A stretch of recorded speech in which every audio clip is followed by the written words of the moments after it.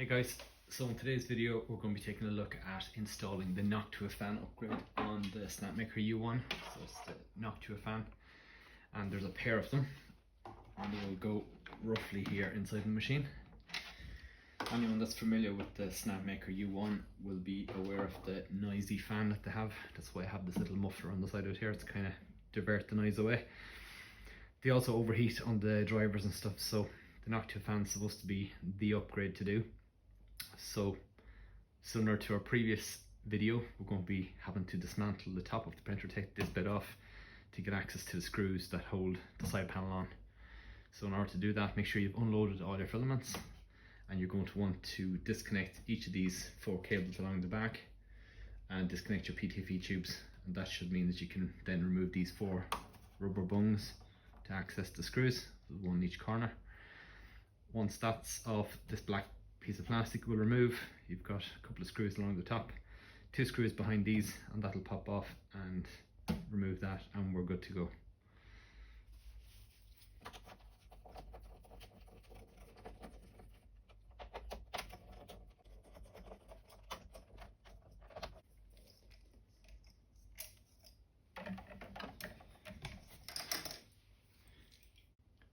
With those cables and PTFE tubes removed, we're going to remove these 4 rubber bungs on the corners.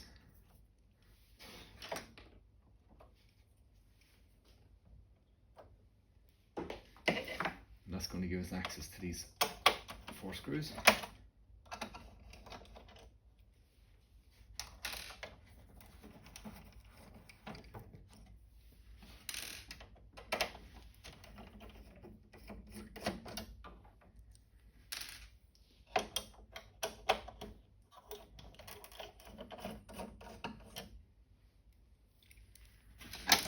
Top can come off.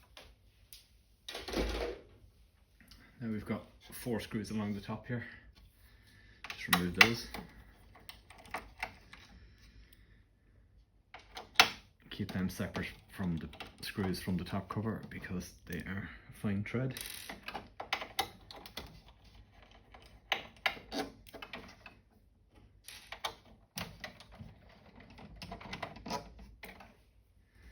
Once that's done, you now need to remove the spool holders on the side. So to remove the spool holders, catch the body of the printer and wiggle it left to right while pulling.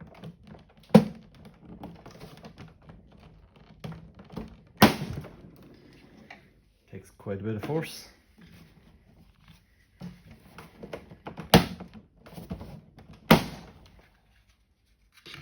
That's 2 of those removed. Now we've got 2 screws, 1 on each of these holes.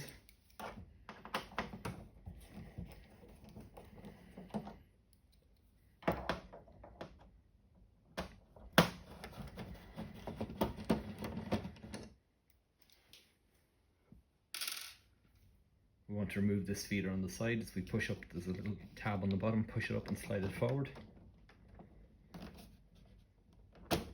Like so. We want to disconnect the ribbon cable. So press down the white tab and slide it out. Like so. On the inside of the printer you'll find there are 2 screws. One in this hole here and one down here. Open these 2 screws and that will allow you to remove the side cover.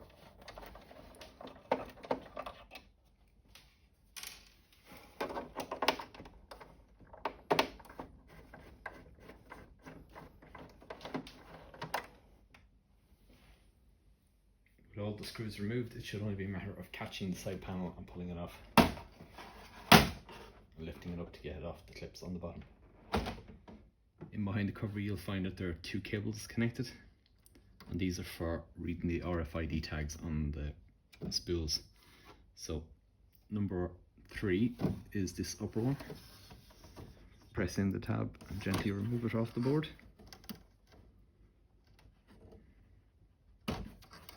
Like so. And then the same for number 4. Pull out your ribbon cable from here, and that will allow you to remove the panel altogether. So with our side cover removed, we get our first glimpse as to what we're actually trying to achieve here. So this will be fitted in here somewhere, and then this other one will be replacing this stock or like so. So what we'll do is take the cover off this and disconnect the fan.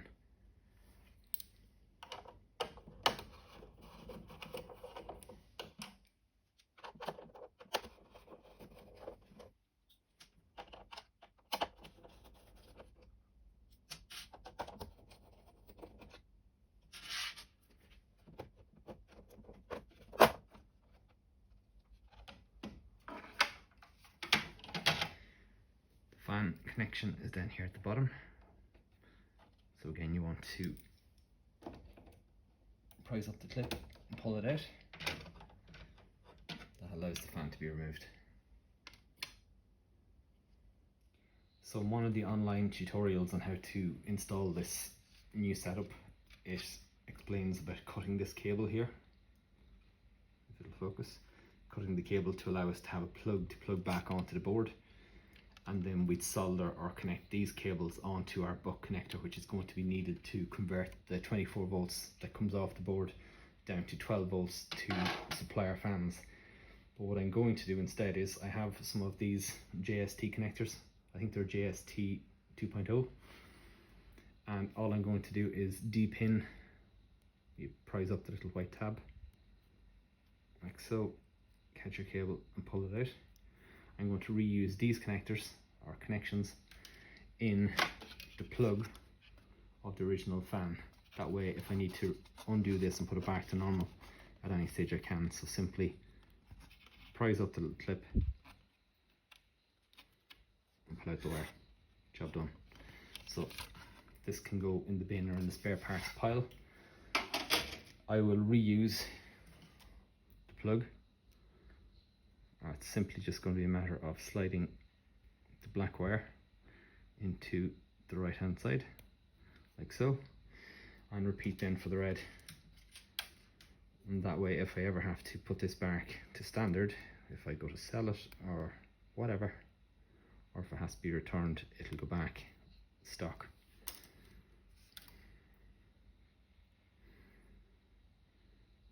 Again, just push your new connection in. And that's it, locked into place. So now I have a small loom that I can connect up to my new fans. So this is the buck converter I'm going to be using. It's a DC to DC converter, and it converts 24 volts down to 12.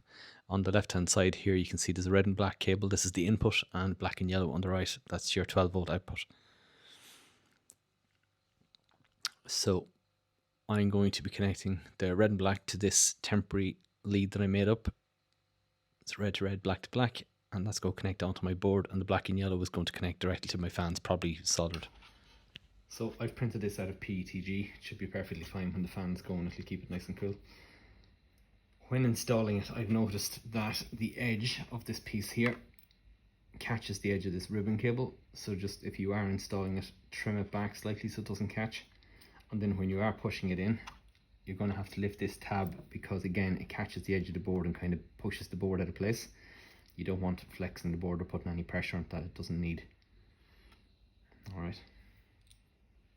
Okay, so with our buck converter connected up to our new lead, we're going to connect it in onto the board.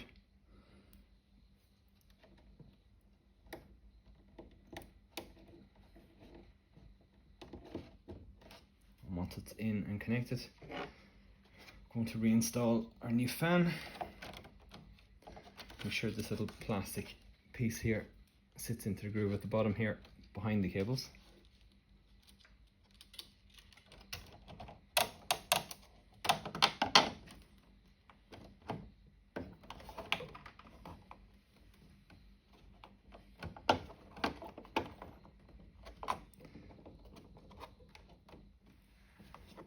So once we have both fans in and we have confirmed that they're not fouling and anything, we are good to start wiring. So in these Noctua fan connectors, there are 4 wires, black, yellow, green and blue. We're only going to be using the black and the yellow. So black will be negative and yellow will be positive, which is quite handy because that's the way they are on the buck converter as well, so black to black, yellow to yellow. So the two of these will essentially be connecting together, meeting this. So I'm going to disconnect these here and get ready to solder up the connections. Okay, so hopefully that's fairly clear. The two blacks from the two fans are connected to the black from the output of the buck connector. I've left the green and the blues in their connectors in case that there's any voltage on them. I don't think there is, but just in case, at least they're safer in the connector. So these are going to be soldered together and a bit of heat shrink put across them, and that will be it.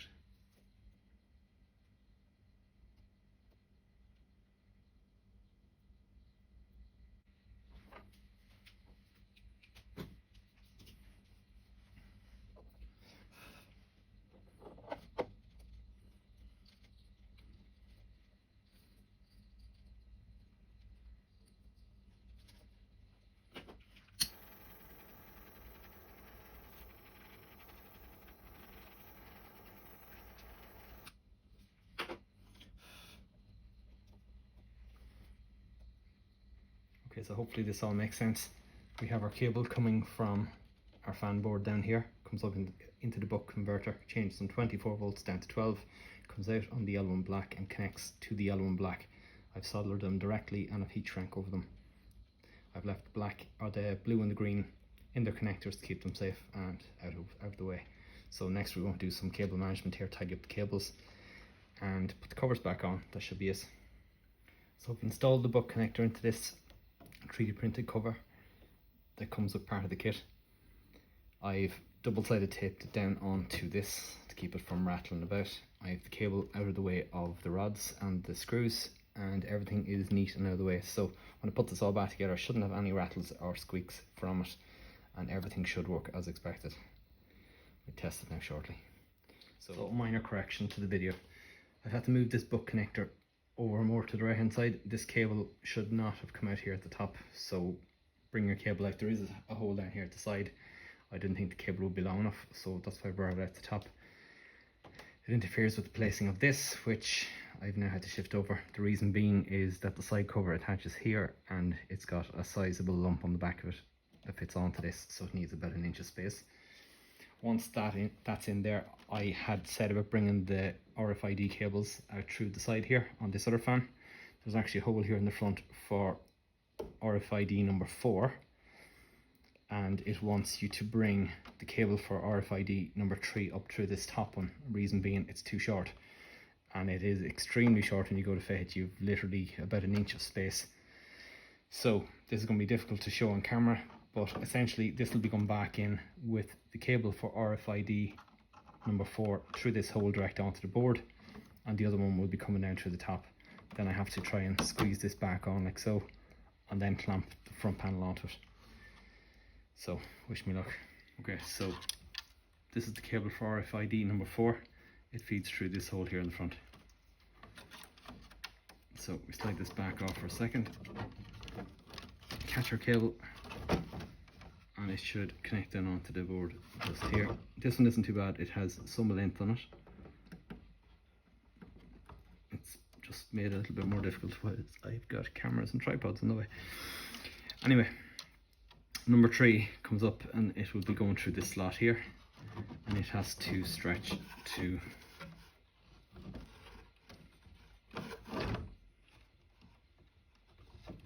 this position here.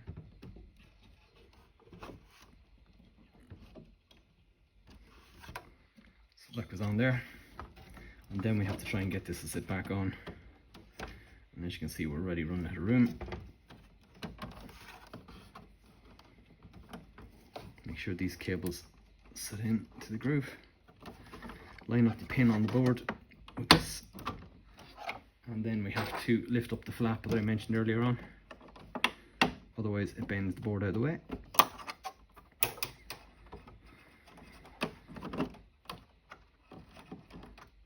Like so. Once that's all in, we need to get our ribbon cable for the auxiliary feeder, shove it out through the side, and then with a bit of luck we should be able to get everything to fit back in.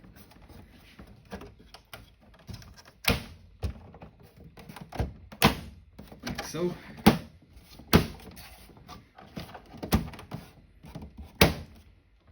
Okay, so reassembly time. 2 coarse screws go through the sides. And when I say coarse screws, I mean the thread itself is rough.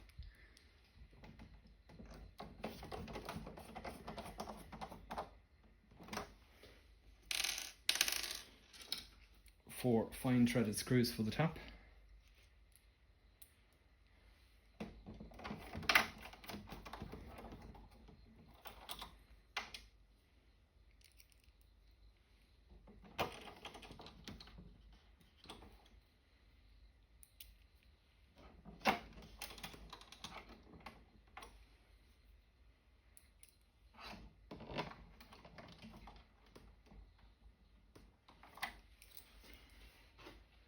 The auxiliary feeder, reconnect the ribbon cable. So that just literally just pushes on, the clip goes towards the back until it clicks. Line the 4 grooves back up and slide it back until it clicks. Reconnect the PTFE tubes on the back. So number 4 goes to the bottom, number 3 to the top.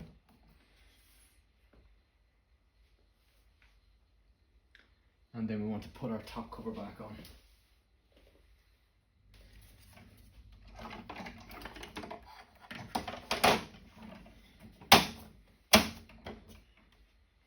Again, 4 coarse screws hold that on.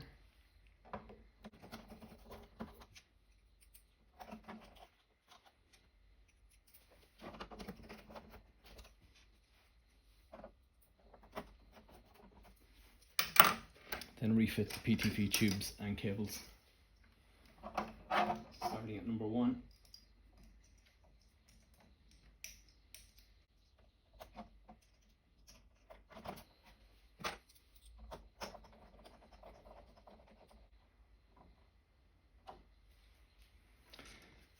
Reinstall the rubber feet on the top.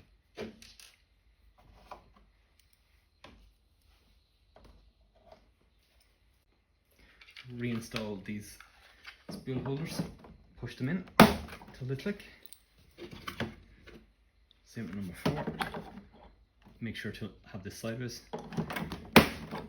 Simple as that. And then we just need to put the 2 screws on the inside to hold the side panel back into place, and that's it. Just these 2 screws on the inside.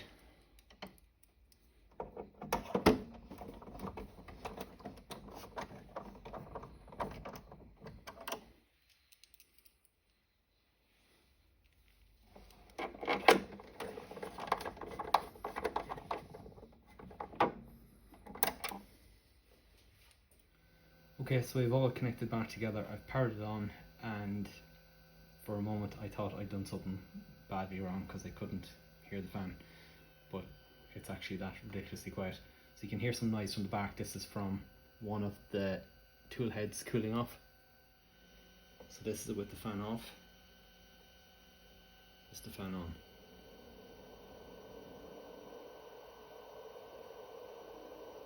Off again.